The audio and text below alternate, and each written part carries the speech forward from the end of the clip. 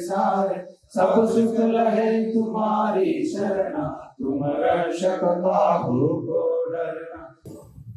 ఒక kind of మనం ఒక రెవల్యూషన్ స్టార్ట్ చేయాలి. అందరు హిందూస్ కనెక్ట్ కావాలా, కలిసి పని చేయాలా, సనాతన ధర్మం కోసం పోరాడాలనే భావన one of the reason Hanuman Chalisa. So successfully 36 weeks మేము కంప్లీట్ చేసాము.